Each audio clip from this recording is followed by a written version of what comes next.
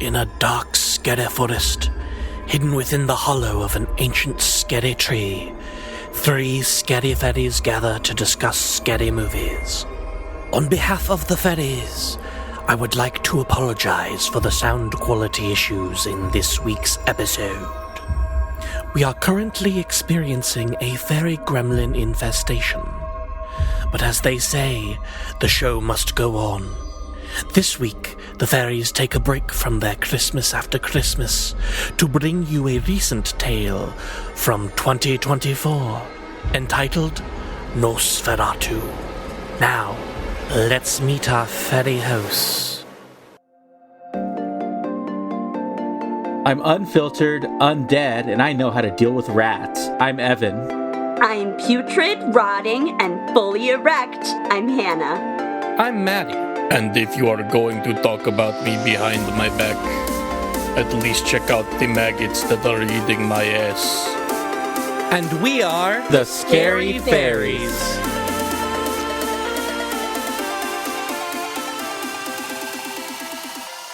Hello, everyone. The whole time? Are we doing this? Yeah. The whole time. I love it. That's beautiful. I'm I'm not really... going to do it the whole That's time. great. That was it. Just the intro and that. Yeah, that's great. I wish I could do the doctor voice. I really love the way he sounded, the glasses doctor. Yeah, he was Just the pretty- way that guy talks. Yeah, just like that. Because Like, that's he's just like, his natural voice. Yeah, just like it's wonderful. And I wish I talked like him. Fantastic. Yeah. All right, before we talk about this movie, let's check in. Has anyone seen, done, or read anything scary since the last time we talked? I'll go first. Yeah, you I go read first. a book. Oh, okay. It's called Clown in a Cornfield by Mhm. Adam Cesar. It's a series. The third one just came out, and I just read the first one, and they're also turning it into a movie. It's kind of like a Scream-style horror, where it's like a mystery. Around the midsection, it starts going Mm-hmm. really hard, and it's hard to put down. And then they reveal what's going on kind of around that starting. But it's good. I like it. I recommend it, and we'll probably watch the movie. Nice. I have I'm thinking of ending things. I've had that for a while since like the movie came out in 2020. Yeah. So I've been reading. I just started reading it now, but not very far into it. So Is I that a can't wait for horror? it. Yeah, I would classify it as horror. The movie a little less because it's Kaufman and he's just doing his Kaufman thing with it. But the novel is very like foreboding and you don't know what's going on and it's scary. Yeah, I think I have that on my Kindle from Yeah. the Amazon. They give you like 20 books you can download for free. I think that's one of them. Hannah, what about you? I've been knitting a scary sweater. Oh. Ooh. What's on it? Raven skulls. Oh. They're very cute. I don't know if no one can see because we don't have a video for this podcast. And we never but will. And we never will. Do I have anything to say about it? No, that's very good. Yeah, and so I've been knitting this kind of creepy sweater. So that's fun. Because I got a bunch of yarn for Christmas. Oh. Did you start that at Christmas? I started it right after Christmas. Wow, you're pretty far. Yeah. Evan, I just wanted to bring up something you told me and Yes. Hannah Mm-hmm. in private, and I wanted to the world to hear it. Yeah. You encountered a ghost, and it might Absolutely. have tried to kill you. Uh-huh. And I like a dumb horror victim. I did nothing to get away from it. I work at a theater and it was completely empty. Like nobody was around. There wasn't a show until later in the day. And I go up to use one of the bathrooms in the lobby because it's private. And, there's plenty to choose from. And I'm just sitting there. I'm just in the stall. And then like 4 stalls over where the accessible stall is, the automatic sink starts going off and like keeps going off for like a full minute or two. Like it's just continuously going and nobody else is in there. And I know that for a fact because the lights come on when you go in because they're automatic and you can hear if anybody else comes in. And then I get out of the stall and I go over to the stall to see what's going on. And there's nothing in front of it. And it's just going and going and going. And I go, okay, well, this is weird. Maybe it's broken. I want to go, email somebody to fix it. and as I go to turn around, it then shuts off. So it's 100% a ghost. And then later, the engineers in the building did say, like, oh, well, apparently the sinks have some setting that they go off for a minute every 24 hours to, like, purge them. But in my opinion, that just sounds like excuses for a ghost. So I think you talked to the ghost. yeah, that's actually true. An emo ghost that I... yeah.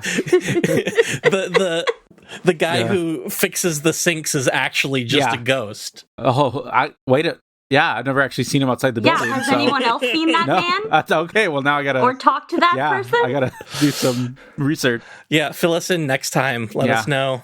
The best thing is, though, that if there is a ghost, the building was built in, like, the 80s, so it's gonna be like an 80s ghost at the earliest, so... Okay, so maybe have, like some roller skates. Yeah, like a real, like, jazzercise, like, leotard-wearing ghost is what I imagine. Real into the talking heads. Yeah. Nice. Ghost.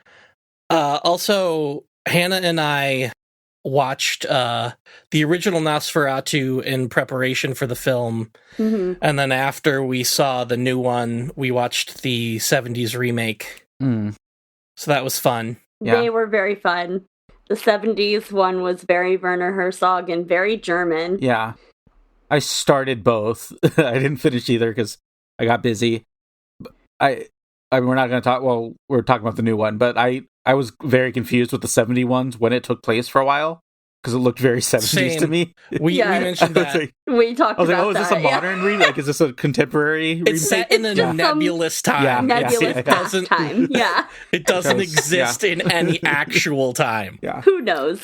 Because there were things that it's like that... Those weren't around in the 1800s. They were like establishing shots of like Amsterdam or whatever it was that I was like, this is fully now. People watching television in their house, you can see in the window. Yeah. I was kind of on board for it. I was like, wow, modern Nosferatu is kind of fun. I hated the ending, but maybe we should leave that for You'll have to later. Tell me about it. Yeah, because it's a different ending. Let's get into this movie. This week we are talking about Nosferatu, released in 2024, directed by Robert Eggers. It stars Bill Skarsgård as Count Orlok, Nicholas Hoult as Thomas Hutter, Lily Rose Depp as Ellen Hutter, Aaron Taylor Johnson as Friedrich Harding, Emma Corrin as Anna Harding, and Willem Dafoe as Professor Albin Eberhard von Franz. I'm really proud of myself for getting through that name. That's actually great, yeah. It's a remake of the 1922 silent film Nosferatu, which was inspired by Bram Stoker's 1897 novel Dracula, which I just started reading. I haven't read it since high school. So far, it's very similar.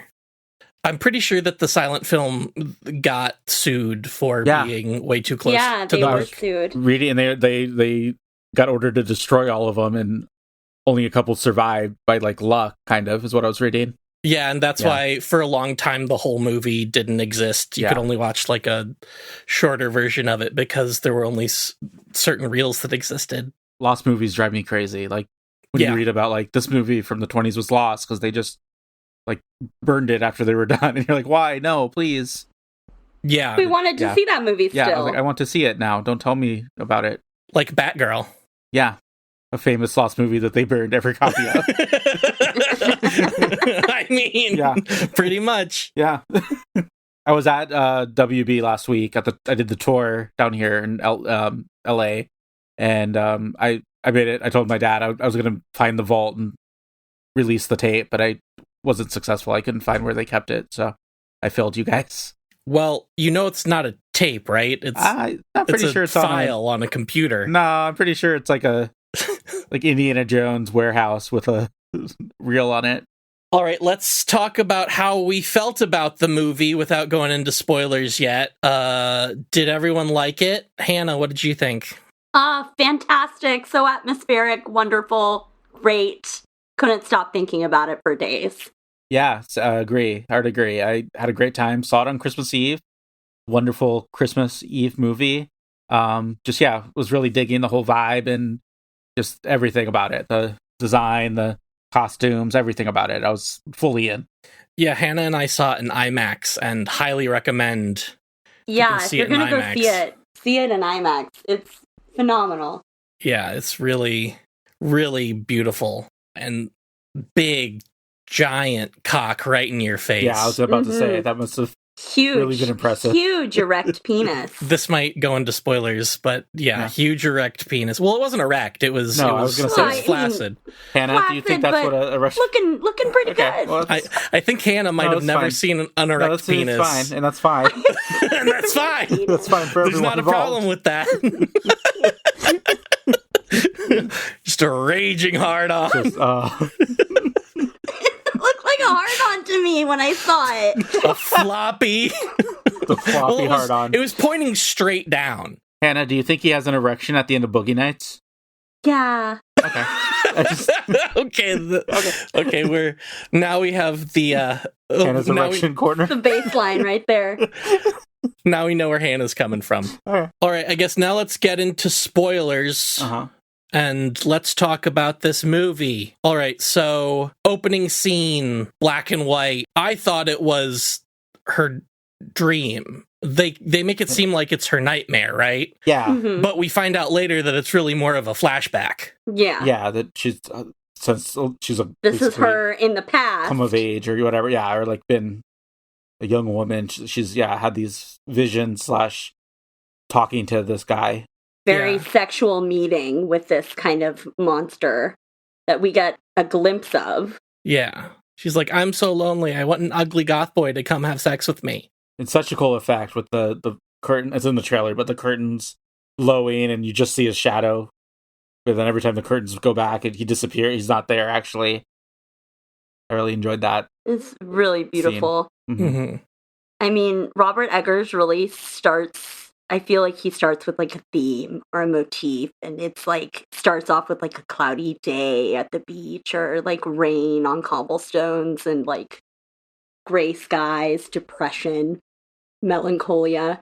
It was so atmospheric and so beautiful. It just kind of took you right in from the very beginning. I loved it. Melancholia is Lars von Trier. Shut the fuck up. Melancholia is also an old school name for depression. Then we are brought to the main timeline of the movie, which is 1838 in Weisburg, Germany.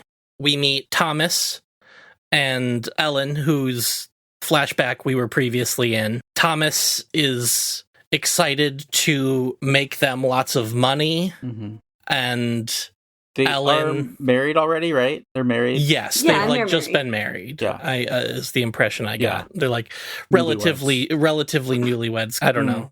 I need to watch it again. Yeah, I tried to find an illegal copy, but I couldn't. You're going to prison. Yeah.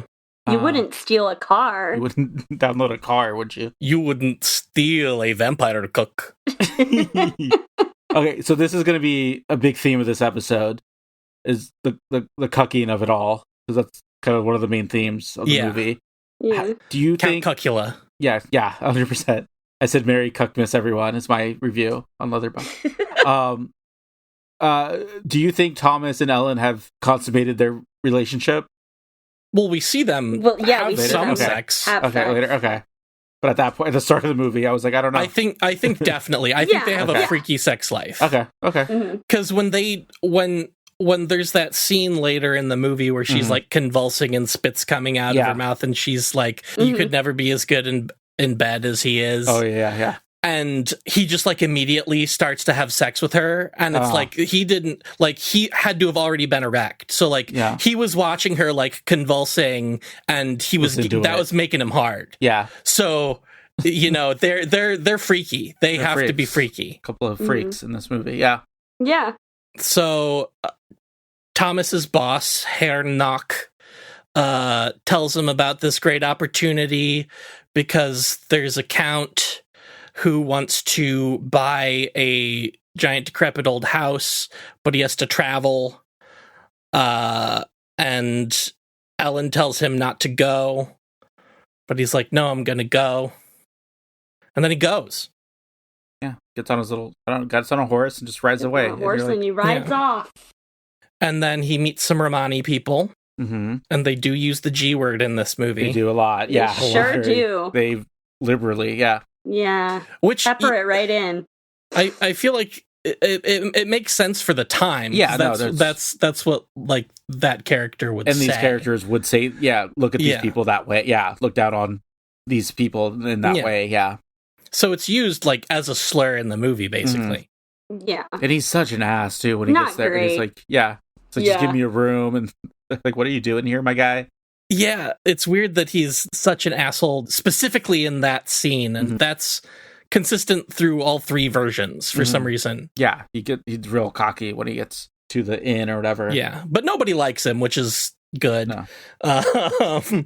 And then he gets woken up in the middle of the night, and he sees these Romani people digging up a grave. And he sees a naked woman on a horse. Yeah, them leading a virgin to a grave with a naked woman on a horse. Freaky deaky. This is why I have you guys around, to remember the important details. Yeah, and then they lead to a grave, and they open it, and there's some monster in it that sits up, if I remember right. Like, he basically sits up, right? Not until they stab him with a stake. They stake it, and then he sits up and he vomits. Yeah, real gross. So nasty. But the fluids that come out of that thing are pretty disgusting. Yeah. It reminded me of the beginning of Pitch Perfect when she vomits all over the audience. Yeah, the first one. Yeah.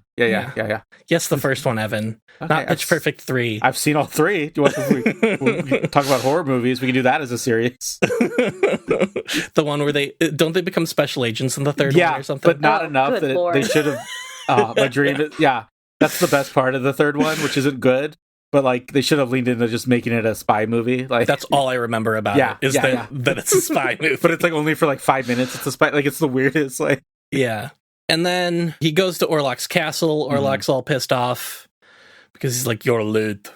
I really, really like how they don't show you Orlok at first. No. And they'll even have shots where he's like in the foreground but blurred out. Yeah. He's like, and then Thomas is in the background. Yeah. You never get a clear shot of him. Did you clock the exact moment you see him for the first time is when he signs the contract? Did you notice that? I thought that was a really interesting choice. I didn't clock that, no. Yeah. So, so he's blurry, but he has this contract for him to sign that's full of these ancient rune things that it's undecipherable. And he's like, sign your name here. And then he signs it, and that's when you cut to the first like clear shot of Count Orlok. Basically, when he's like signed his name away and he's doomed. So something that occurs in all three versions of Nosferatu, Thomas, who's not Thomas in the 70s one because they use the names from Dracula, cuts the bread towards himself with a very sharp knife, and his thumb is just right there. Yeah, terrible. It's just so stupid. Yeah. Why are you cutting the bread that way? Why would you cut the bread like you peel a potato? Especially then, like one cut and you're dead, basically. Like, be careful. You're gonna get an infection. Watch yourself, my guy. You're gonna get an infection. Oh, I forget. I watched too many Nosferatus. I forget if it's that one. In one of them, he mentions that the knife is dirty. That might be the 70s one. Yeah. He's like, "Oh, the knife is so dirty. Let me suck on your finger." Oh, yeah. But yeah, in all three, right? Or like, because I did watch that, get up to that part where, they all cut their thumbs. Yep. And immediately Orlok's like, "Oh, don't mind if I do." Yeah. Bill Skarsgård's Count Orlok is very aggressive. Yeah. And I like that here he's like, "Oh no, I must suck your finger," and then he just starts like basically having vampire sex with him. Yep. It's a real suck fest. It's a real suck fest. Most iterations of Nosferatu and vampires are sexual, but this one was like really kind of like overtly very sexual. And in this movie was horny. This movie wanted to have sex with the audience. Well, like watching it the whole time, like I said, like the main reason Dracula is kind of scary is like he's gonna cuck you and like steal your girl or steal your partner or seduce you too. It's a very like seductive monster. When Hannah and Emily and I were leaving Nosferatu, we ran into some goth people who had also seen the movie, and they were complaining that Nosferatu wasn't sexy enough. Yeah. Is this where we should talk about the stash that everyone's talking about? Well, I didn't know people were talking about this, but this is one of my biggest points about the movie. That was a decision. I don't know how I feel about it. He's done interviews lately, because everyone's talking about the stash. The stash? For those of you was that a haven't, choice. because this is the only of the three where he has a fucking giant mustache. He has a big like Borat stash almost, like it's like Borat. Oh yeah. Yeah. And Robert Eggers has done interviews where he's like, we did research, and basically our Transylvanian, royalty or whatever, aristocrat would have a mustache. Yeah. There's like no way about it. That was just of the time. So he was just like a sexy rotting corpse that had a stash. Yeah. He also wasn't completely bald. He had hair like on the front of his head. He had like the opposite of a receding hairline. Yeah. Yeah. It was poking out. He had Borat stash and Donald Trump hair is what he had. So the whole time I was trying to remember what it made me think of, and I realized not too far into the movie that it made me think of Rasputin from The King's Man. Oh. Have you seen The King's Man? Not the one with Rasputin in it. That's the third. Yeah, that's the man. Yeah, it's right? the third one. Yeah. So I've seen the first one. And yeah, there's a character, Rasputin is in it, and the way he talks and the mustache, it's so much like Bill Skarsgård's performance. So I was just thinking of that the whole time. I mean, I think they made a lot of choices with Nosferatu and with Bill Skarsgård's performance. And I think there are times when it can almost be unintentionally a little bit comical. Yeah. It can cross the line into camp for sure. And it might not have happened if he didn't have that mustache. Yeah, but then the other part is he still has the little like pointy teeth, but they're different than like traditional. Another complaint I have, he doesn't have the two front pointy teeth. All his teeth are like little points. No, not that I noticed. Okay. Unless they came out at some point. So the holes in people's necks look like two little teeth did it. What was it in their necks? In people's necks, in their chest. Yeah, it was in their chest. In their chest. Yeah, but you never see two long little teeth in the front. You just see like his like rows of little pointy teeth. Little monster teeth. And I may be wrong. Maybe I missed the two long middle teeth, but I was looking the whole time because I thought what they might do is like at some point have them like come out like a Buffy vampire. Like a Buffy, like a Buffy vampire. But it never happened. So Thomas wants to leave. Orlok takes his locket and makes him sign a mysterious document, which he says is just like, this is an extra document that we forgot about. And it's like, didn't Thomas bring all the documents? Wouldn't he know that this isn't a document that he should be signing? Yeah, he's terrible at law and in real estate, really. He's really just kind of white man stumbled into this job. Yeah, he got where he was by being a white man. Yeah. He wakes up and it's like empty. Like, so at night, it's like completely furnished, or like it's a dining table all set. And then he wakes up and it's completely barren, this room. And then I feel like he's there for a few days, just like kind of. Well, he gets sick because his blood is being drained. And he starts having terrible nightmares and wants to leave, but Orlok is like, no, you need to get healthier first. So it feels like he's there several days, and then he finds where he sleeps. I thought this was really good when he discovers Count Orlok sleeping. Yeah, eventually, he's trying to escape, and he's like trying all the doors, and everything's locked, and then he gets down to the crypt, basically. And he opens up the crypt, and Orlok's there, who sleeps in the buff, apparently. Yeah, and he's covered in maggots. It's I really liked that. Very terrifying. I did scream in the theater. Yeah. I was scared. Because he opens his eyes and then grabs Thomas's hand because Thomas is gonna impale him with the back of a pick. Yeah. And then that's when we see some Orlok penis. Yeah. Yeah. Yeah.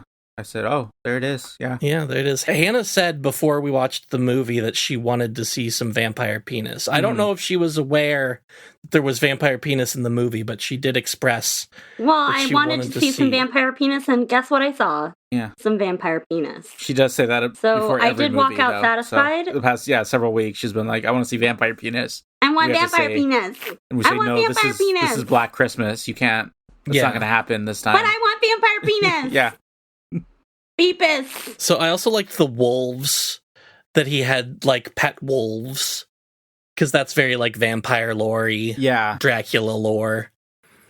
And the wolves chase Thomas out of a window, and he falls into a river. Which I half thought was going to be another dream. Almost I kept because everything was people keep waking up and things are like half dreams or maybe not dreams. That I was almost surprised, I was almost surprised when it was like, oh no, he actually did jump, and now he's in the river, and now he's gonna wash up on shore. Well, I knew that wasn't a dream because it happens in the original film. He doesn't get chased out by wolves, spoiler. but he falls out the window. Okay. Yeah. Spoiler for the movie. Spoiler for that is a the 100-year-old same movie. exact plot No, it's a as spoiler. this one. I go in cold. I say no, thank you. Pretty much every beat of the original movie is in this movie. Yeah. Which is great. It's because it's very what's the word? It's very Faithful. Faithful. That's the word. It's very faithful to the original while also like expanding and doing its own thing. Yeah. Right. Well, this has been a pet project of his, right? Robert Eggers has talked about this is like one of his dream projects. Yeah, he's wanted to do this for a long time. Yeah. I think now is when we cut back to Ellen. She's out of the movie for a bit.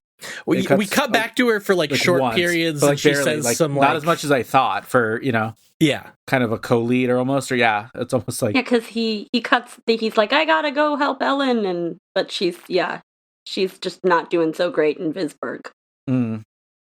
Yeah, because he gets nursed back to health by nuns. He washes up on the shore and gets nursed back to health by nuns, and they want to keep him there until he's better, but he just like slumps on a horse and wants to go back to Ellen. Yeah.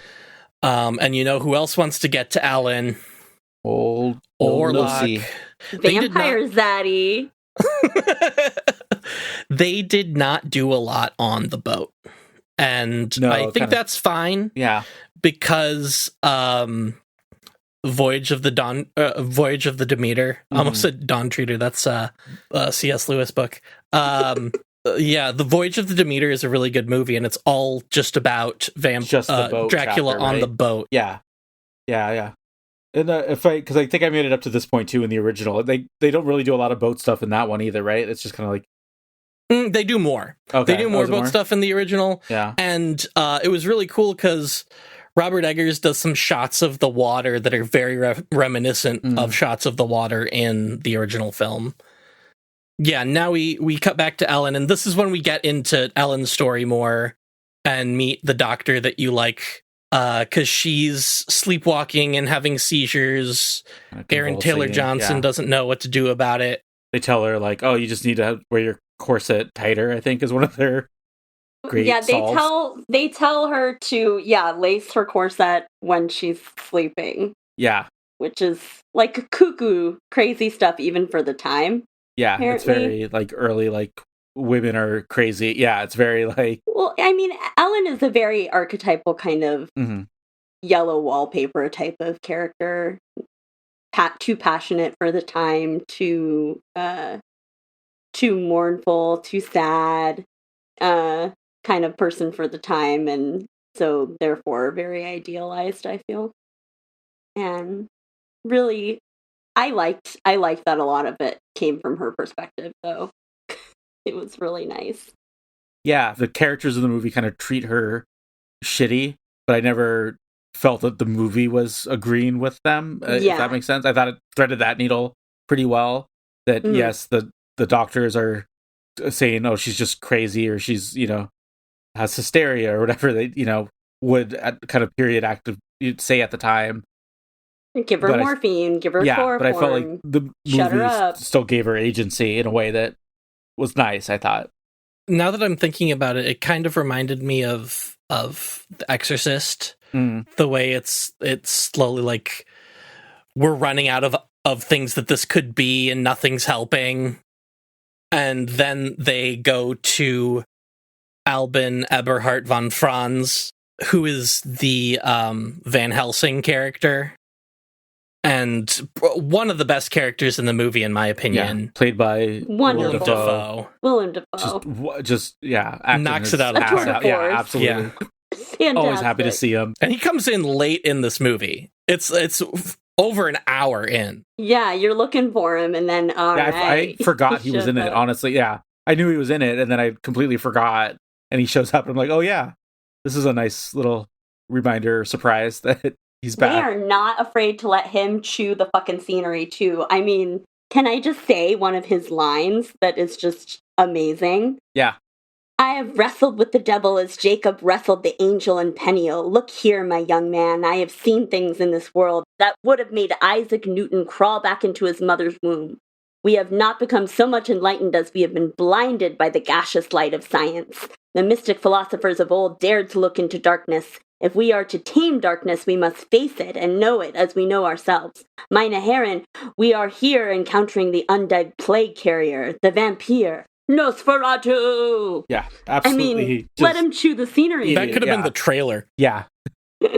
The Isaac Newton's mother's womb line got a laugh in my theater, but I think in a good way. Like, it's such a great, like, out of nowhere line that, and he's absolutely killing it at the monologue. That, yeah, it was, every time he was speaking, I was enraptured. Enraptured. Yeah. I believe Willem Dafoe also plays the actor who plays Count Orlok in the film Shadow of the Vampire, which I was thinking about watching before we recorded this podcast, but I did not, which is a movie about the making of the original Nosferatu, where Nosferatu is played by a real vampire who is like sucking the blood of the people working on the movie. It's great. Yeah. I remember, hearing of that movie, or I think it was nominated for like an Oscar or something. And I think Willem Dafoe was nominated for supporting actor. Yeah. So I should definitely watch it after watching this. It makes me want to go back and see that one. Yeah. And you can talk, we can talk about it at the top of the show after you watch it. Yeah. We'll go back in time. No. Well, whatever show you watch it. Oh, I see. Or we can go back in time. Well, I thought you were being sarcastic. Okay, cut it all. It's hard to tell. No. Willem Dafoe is in his like crazy doctor era, because between this and Poor Things, he's really good point. Yeah, killing the game in like the mad scientist, almost almost crazy facial hair, crazy makeup going on, just really killing like old timey dialogue. He's found his sweet spot. Yeah. So it's around this time in the movie we discover Knock, Thomas's boss, who sent him on this mission, has been locked up for like eating horses or something.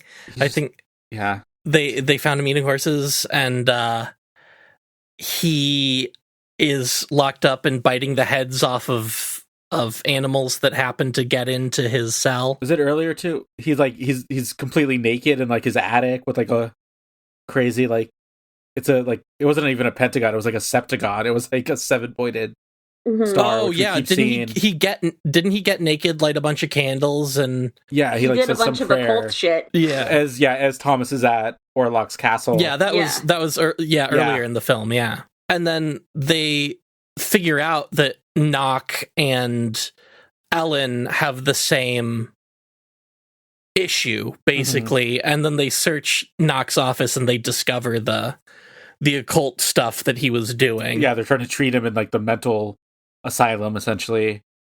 Meanwhile, he's in there eating the heads off of pigeons and stuff. I loved the squirting blood in this. There were a couple great scenes where the blood just would spurt like you hit an artery. It was real great. Gross, like dark, like red blood too. Yeah, loved that. Yeah, because Hannah and I were talking about this. Some of the movie, it seems like there are scenes that are black and white. Oh yeah, I was going to say that earlier. Yeah. Right. Yeah, when you were saying how the opening's in black and white, I'm like, the whole movie's almost in black and white. It's not. It's in color, but it's so stark. Yeah, so like kind of like filtered. In such a And in a way that's such a not like way. just the lazy kind of like to pick on Marvel, like, you know, like the Marvel like bland filter. It's a choice that he's making to like really like suck the color out of the whole movie, basically. Don't you ever talk about Marvel like that again. I apologize. I forgot about your other pod. Marvel Fairies. Yeah. And then Orlok comes to Ellen in a dream, tells her that Thomas signed papers giving her to him. Mm-hmm. And she has 3 nights to come to him, give in to him, or else bad stuff is going to happen. It's almost very fairy tale. It's very like at the stroke of midnight on the 3rd day. Oh, the whole thing is like very dark fairy tale. Mm-hmm. I enjoy it so much. It's almost like a Christmas Carol. Yeah, it's very in that tradition of like old, folklore, you know. And then do we say like, so Nosferatu arrives on that boat, but along with him, he arrives with like the most rats that have ever existed in the world, and they break out.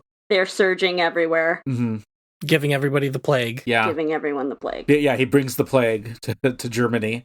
And somehow the plague is like attached to him. He's bringing the plague, but it's not just he happened to find a bunch of rats with the plague. It's like the plague is a part of him. Plague. Yeah. And even his design and his makeup, he has these like he's like rotting almost. Like he almost seems like he like is dying of the plague. Only he's got the buboes of the plague. Yeah. I was reading that the rats in this, for the most part, are like actual rats. They trained like 500 rats to be in this movie, which is a fan of rodents in general I really like. Apparently they like every like main rat you see in the foreground is an actual trained rat. Yeah, well, Werner Herzog had like 10,000 rats and none of them were fake. Oh, wow. And they painted them all brown. What color were they? Like they were white. Why didn't you get brown rats? What did he not? Don't know. I assume that's what was available, Evan. Did he dye them, or did he like spray paint them? How do you? Something that's probably not legal currently. And then Orlok kills some children. Yeah, the two like most like Moppet looking, like the most like precious. Mommy! Papa! Mama! Might we have a treat before dinner? They might as well have had like a giant lolly to like the whole time. Yeah, these 2 little adorable blonde girls that are Aaron Taylor Johnson and his wife's little children. Yeah. So on the first night he kills them, the 2 of them, in a really kind of horrifying way. This movie really doesn't like kind of pull any punches when it comes to like killing people. No, at least, not at all. But no cats die, which I think is really good. Yeah, they do. Have the cat early on. I do like that there are cats in this movie. Lots of great cats. And cat's innocent. None of them are like the reason that anybody dies, or No, if anything, they're the most helpful things. They're killing the plague rats. So Orlok kills all of Friedrich's family, Aaron Taylor Johnson's character, and he dies in an interesting way. So it looks like he has the plague, and I don't know if he like goes crazy because of it or because of his grief or both. Yeah, I took it as the grief with the daughters and then the wife at the same time. Yeah. But he decides to remove his wife's corpse from her coffin and have one final lovemaking session before he dies of the plague, I assume. Yikes. What were your thoughts about that scene, Hannah? Hated it. I mean, I don't have any specific notes about that scene, but I really did not like it. It's not in your vows at all. That wasn't ever in your. No, I mean, when I'm dead, don't take my body and make me do anything. Death till you part. Yeah, till death. No, we're dead. Death do us part. Okay, and now we're getting to the end of the film where Von Franz and Ellen both kind of, correct me if I'm wrong with this, but I think they both kind of like on their own come to the conclusion that she needs to kill Orlok, like she's the only one who can do it. Wasn't there like that's like in the ancient books or something? Like, that's how von Franz figures it out. But I think, doesn't Ellen just kind of like decide that this is my fate almost? Well, I mean, they put in this extra kind of good little juicy morsel that she's sort of a medium. And like, I really like that they did that. And they basically made her this person that's kind of not of either of these worlds, so she kind of has to die in order to sort of fulfill what her purpose is supposed to be. And von Franz brings that up, and he calls it animal, like he refers to it as like animal instincts or like baser desires or something that I didn't realize what he was talking about until like later, because it made it sound like she was some like ravenous animal, but then I realized what he was saying was that she communes with the natural world in a different way than everybody else. Right. Which is, I agree. That was she's really the conduit. cool. Yeah, and she's the conduit. So, she needs to end this almost. This is the way you end this. Yeah, I think it's really interesting too, because, this kind of begs the question, is Ellen's death one of agency? I think, because really she dies to save everyone in the town and possibly in the world. It's a selfless death. But on the other hand, she's almost offered up as like a sacrifice to the demon who sort of rapes her to death. Yeah. And I've heard from other people that have seen the movie, that, like, do we need a movie in 2024 that's about women, sexual desire causing the end of the world, or, like, being bad almost, was their read, which I thought was interesting, which I didn't take from it, kind of for that same reason. I didn't really seem to take... I took it as more as she's not understood. Yeah. Can she really be understood in such a stifling time? I thought it was a movie about repression. Mm-hmm. And I mean, like, can Ellen really live at this time? She's so stifled, she's so constrained, and, we see her, like, writhing around in tight forceps, being trapped in, like, waking dreams. It's this sense of kind of depersonalization and derealization, like, does evil come from within us or beyond? I think the way that the world operates for someone like Ellen, this is like a really serious question that you have to think about all the time. If you're constantly being bothered by things that come from beyond, and you know that they're coming from beyond, what would your outlook on the world be? Yeah, and she's almost resigned at the end. Like, she has to do this. She can't. Well, she could go with Orlok. She has an option of going with Orlok, because the implication is that, like, they would be an evil, undead, immortal couple that Power would, couple. Basically, like, rule the world with terror. But she chooses not to. She's good. Yeah, she chooses because she's good. Yeah, goodness. Yeah, yeah.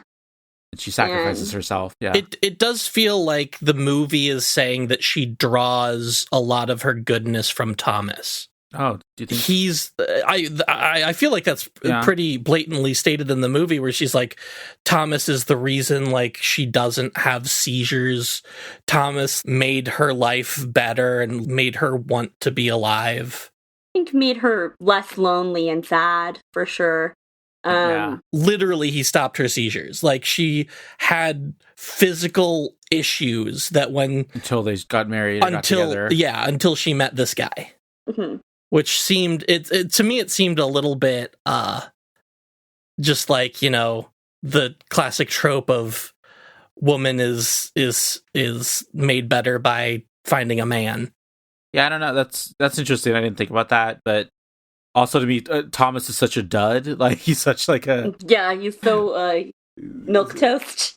So and so he's just like that such sex scene where she's like vibrating and talking shit to him, and then he just whips it out and starts doing it. Like, that's it. That's their relationship. That's why they're together.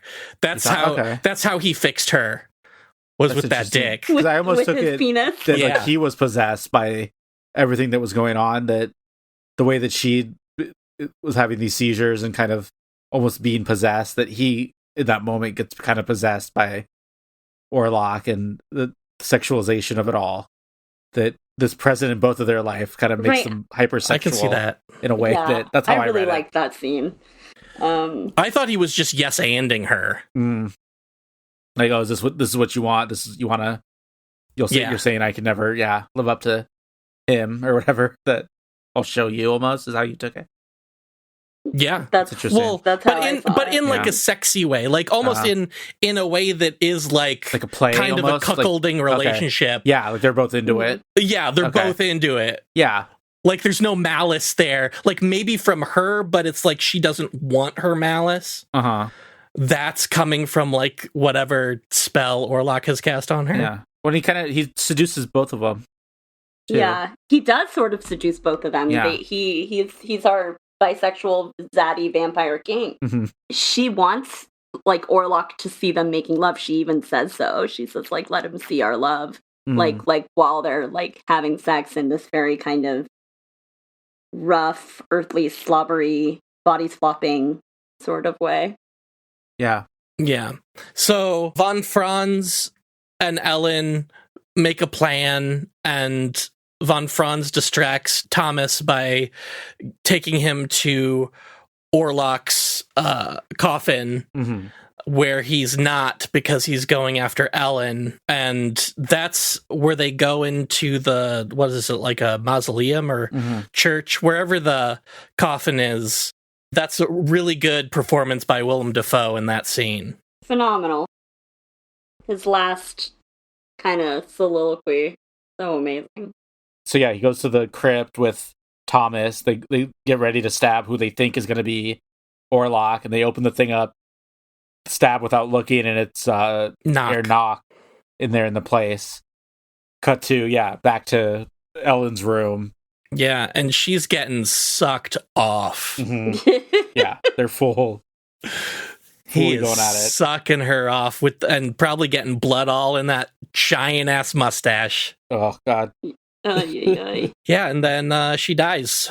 She dies to save the day because he can't be out of his coffin after the first cock crows. And boy, did his cock crow. Jesus Christ. And the sun comes up, and he becomes a husk of a man, basically, or husk of a thing, basically. Yeah. He gets dies on top of her. Yeah, blood comes out of his eyes and mouth.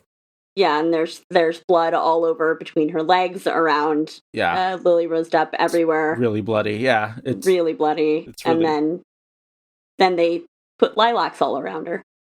Yeah. And then Willem Dafoe looks out a window and says, "And everybody lived happily ever after." Yeah.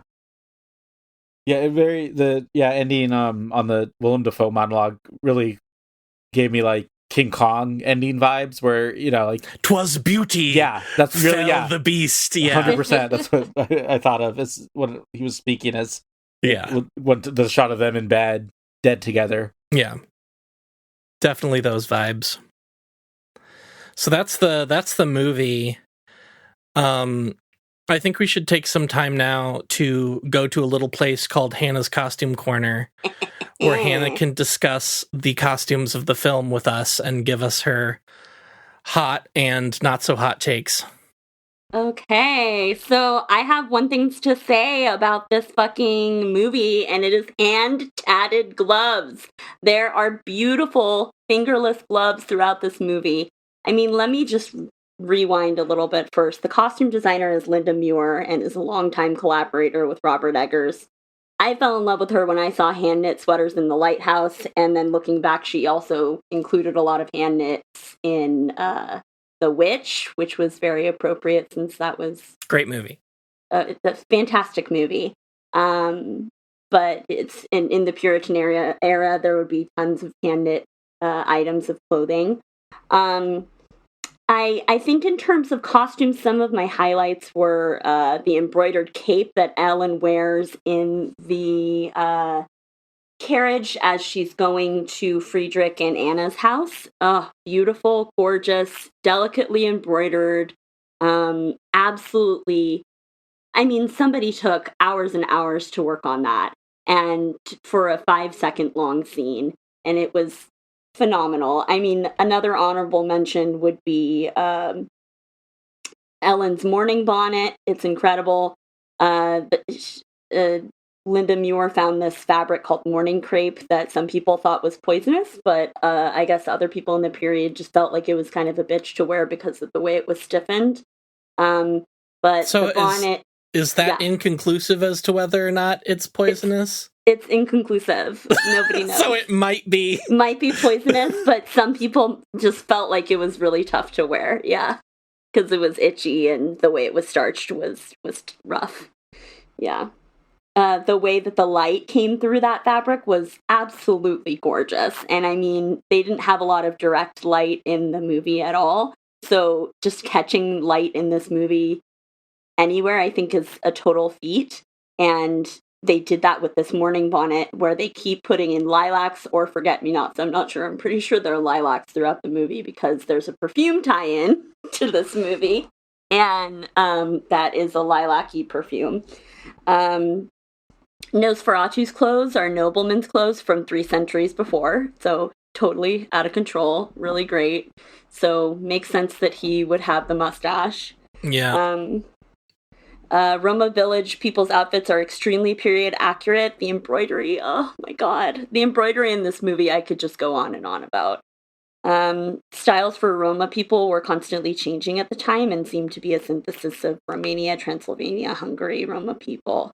At the Bukovnia convent, where there were nuns, this was apparently really hard and interesting for Linda Muir, because there's one woman who has a tabard with an Orthodox cross and a psalm from her Bible written in Cyrillic. I mean, like, Linda Muir doesn't speak Romanian or write Romanian or read Romanian. This is insane. She just, like, had people figure out what this psalm would be, wrote it on this woman's tabard, and put it in Cyrillic. It's beautiful. The women's fashion is very German. We see this especially with Anna's outfits. I mean, I really enjoy her dressing gown, especially when she puts her children to bed. It's very archetypal German 1800 moms wear. Can I call out the buttons, especially on Friedrich? His coats I liked the buttons. Yeah, fantastic buttons, great tailoring. Especially on Professor Alvin von Eberhard von Franz, the tailoring on his coat is made to look as if it's been tailored many times and ripped many times. So that's why it looks so shabby. It's great. He's one of those yo-yo dieters. Yeah, he's a yo-yo dieter. So his traveling coat is a little different. And then also specifically shouted out by Muir is the fan corset that Lily Rose Depp had to wear. That's a self-tying corset that you can tie yourself in the front. So they were able to take shots of her wearing the corset in the front and showing that type of constriction. And also, like, kind of showing from different angles how constricted she was in this corset. So just, I mean, I can't... I think Robert Eggers starts with costumes to really make these films grounded in a sense of reality. And, I mean, it was just beautiful. Like, every single costume that came out was absolutely exquisite and wonderful. And 10 out of 10, I have to say. Yeah, just that level of, it's just so lived in. Like, every single bit of the costumes are just a huge part of it, and the set design, every bit of it. Like, not for a second did I think, or was I taken out of the movie at any point. I was fully within the movie, and I was like, oh, this is the 1800s in Germany. Like, I was fully engrossed in all of it.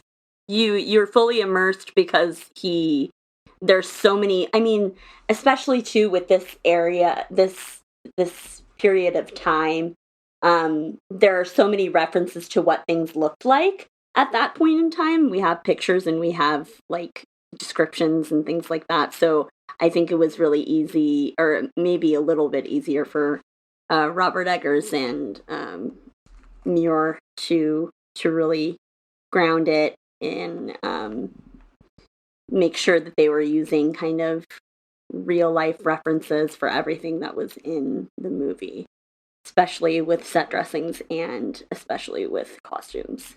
Yeah. I'll be mad if they don't get a couple of noms at least. Yeah, they better get an Oscar nod. Yeah. This is Oh yeah, for incredible work. For costumes. Several things, yeah. Costumes, cinematography, production design, design, all of that. Yeah. It is funny to juxtapose it with the 70s movie where it just looks like the 70s. Yeah. Yeah. And like people are in costumes, but it's like, why are these people in costumes walking around in the 70s? Yeah. Her hair Just looks see like a car Cher. driving through there. Yeah. People always talk about cell phone face with actors, like actors who look like they've seen a cell phone before, basically. Aaron Taylor Johnson looks like he was easily born in the 1800s. Yeah, all of them do. Yeah, that's nobody in this movie gave me that feeling of like, or they were designed and costumed and styled in a way that, even if in other movies maybe I would think that I fully bought into every single one of them living in this time. Well, also, I feel like, Hannah, maybe you noticed this too, that they kind of styled Lily Rose Depp's makeup after the original film. Like, just that white with the black, like, circles around the eyes. Obviously not as, like, stark, but especially when she started, like, having her somnambulism or whatever. Yeah, they make her look very pale and tired, and you can definitely see, especially when she's right next to her friend Anna, who is dressed in whites and pinks and looks kind of like the healthy picture of German motherhood. Mm-hmm. The makeup was actually, I thought, pretty wonderful. The only thing I could really nitpick would be Anna's wigs, but that's it. While we're talking about things that deserve Oscars or nominations, Lily Rose Depp really surprised me, and I'd heard good things going into it, that she's incredible in it. But I was really blown away, and especially when I read that most of what she's doing physically is all her. It is all her. There's no like CGI. There's no, like, when she's doing convulsing and rolling her eyes and doing like a full back bend, like in bed. That's all her, which I thought was really incredible. Have either of you seen The First Omen? No, not yet. No, I really want to see that one. There's a similar scene in that, and the lead actress does an amazing job, where it's just like all her doing like crazy body convulsions.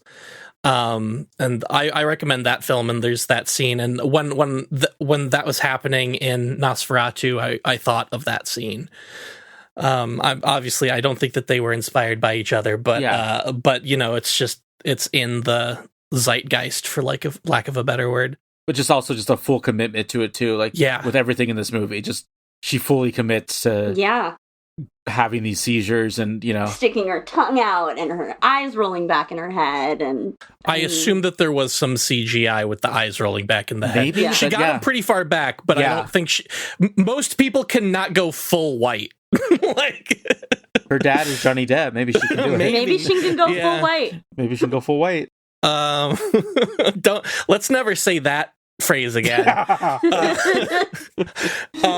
One thing I did want to bring up that I mentioned at the top of the episode was, in the 70s movie, there's a different ending. Oh, yeah. Where Alan dies and kills Nosferatu. That's the same. Okay. But Thomas, who's not named Thomas, but is that character, Dracula, he has been turning into a vampire, and the movie ends with him riding off being like, I'm the next Nosferatu. And I thought it was terrible. That's a terrible way to end it. Wasn't great. Because it totally negates her sacrifice. Yeah. It's like she died so Nosferatu could die, but now there's another Nosferatu. Is that, I mean, you just started reading the novel. Is that how the novel end? Like, how does the novel end in terms of? I don't remember. I haven't read the novel since high school. So I don't remember how it ends, but I assume it's much more like this movie and the original Nosferatu, which end with her sacrificing herself and saving the day. Yeah. Just a few other things I want to bring up. So this was supposed to be Robert Eggers' second film, but it ended up being his fourth, and he was working on it for a very, very long time. It was filmed in the Czech Republic. I assume there were sound stages involved, but I assume there's probably places that in the Czech Republic that still look like the 1800s. I think the castle, the exteriors, they said they found like a falling apart castle to use as his castle. Yeah, that looked like a real castle, so I believe that.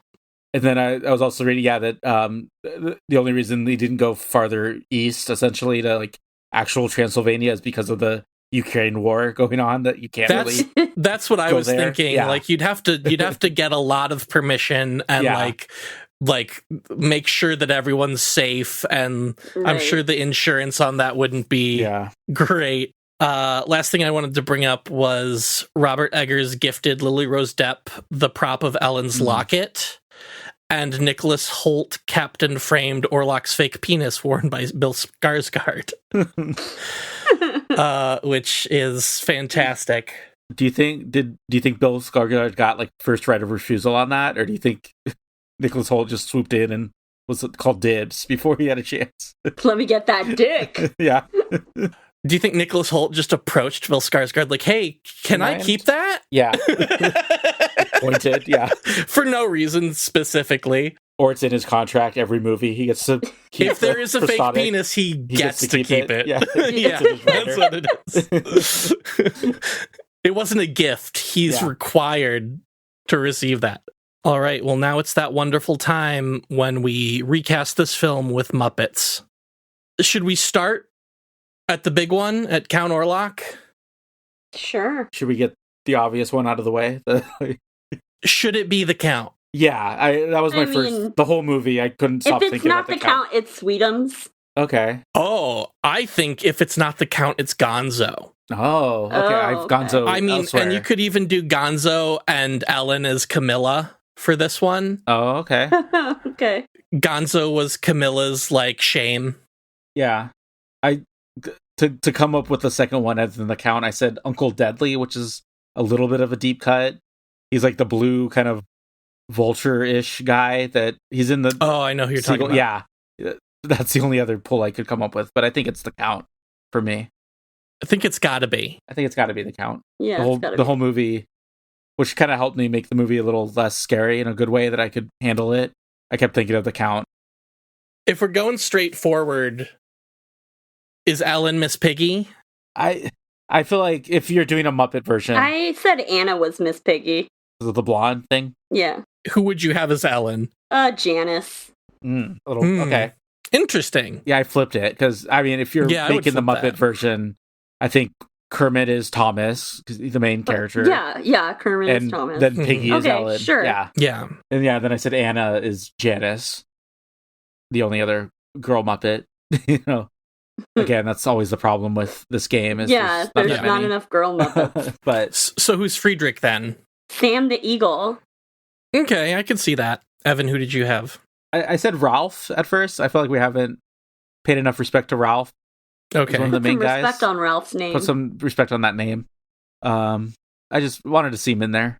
Or Fozzie is the other one. You know, I could see Fozzie. Yeah. What about Professor Albin Eberhard von Franz? I said Gonzo for This him. is where I put Gonzo. Yeah. Okay, So, I can see that. Little freak. Yeah. I think Fozzie could do it. Okay, I can see that too. That could be a fun little like. He's crazy enough, or eccentric enough. Mm-hmm. And then we have Dr. Wilhelm Sievers. Bunsen Honeydew for me. Well, that I think that makes the most sense. Yeah, Yes, I think that one was 1-to-1 for me. Honeydew, yeah. I could see him explaining it. Maybe he has just Beaker with him. Maybe you do a Marley's thing. Marley and Marley. Yeah. Mm-hmm. Yeah. Or you could do Bunsen Honeydew as Sievers and Beaker as von Franz. Is that too out there? You lose the good monologues is the only, Yeah, because he can't speak. Yeah, he just meeps. Yeah. And then finally we have Herr Nock. I said Pepe the King Prawn. Oh, that's pretty Okay, good. yeah, that's a good one. Yeah. That's good. I said Animal, I think. Or maybe he starts out as Pepe and then becomes Animal when he fully loses it. What about Oscar the Grouch? Yeah. This little trash boy living in there. Yeah. Yeah, and anytime there's a shot of him, he's in the trash can, so you never see him move, but he does move, but it's always with the trash can. Yeah, 100%. And he has the Wormy, the friend, that could be in there with him. Yeah. I said the rats can be Rizzo and all the other Muppet rats. Okay. Yeah. Because Rizzo running around as the rats. Saying something sarcastic when he gets off the boat, maybe, you know. Who did you have as Greta the cat?